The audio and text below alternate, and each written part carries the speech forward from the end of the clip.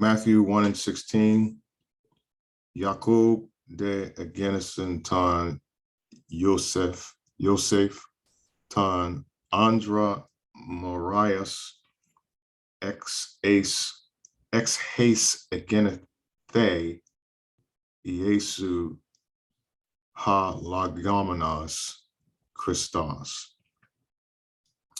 And the translation is, and Jacob begat Joseph, the man of Mary.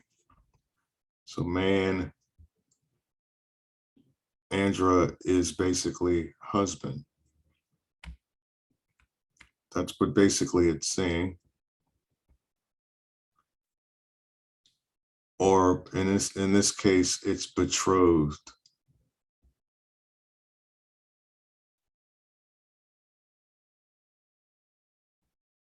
Well, in the beginning, it's betrothed, but they eventually do get married. So, and Marias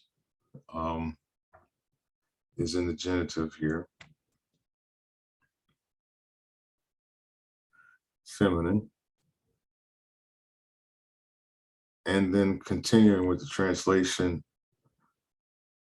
out of or from, and this is the word ek, the preposition ek, which means out of or from, which always takes a genitive, and this is a genitive pronoun. Haste, genitive feminine, referring back to Mary.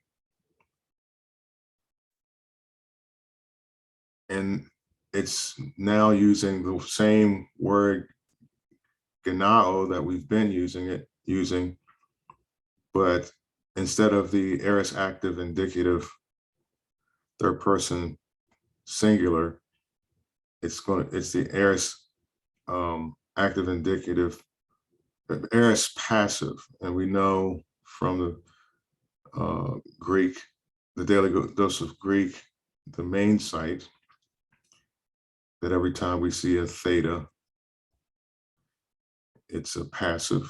And he always draws a little man, little stick figure, a guy being in a lazy chair, lazy boy, or beanbag, being passive. And it is true that for the aorist and the perfect, I believe,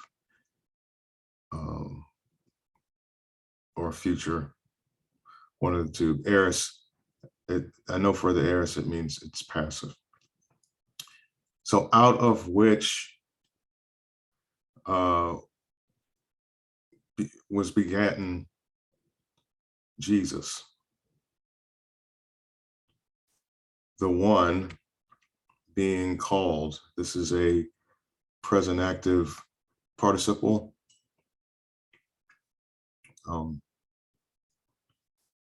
Being called the Christ or Christ. I'm pretty sure this, I'm not, I have to go check on it to see whether this os ending is third declension genitive or second declension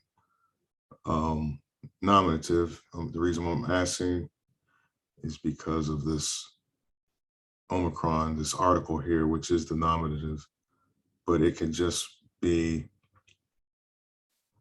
sort of it can work as a pronoun. But in any given case, this is the one being called. And legomenos comes from the word lego. Lego is a word meaning to speak. If I can write here. I don't want to figure 8.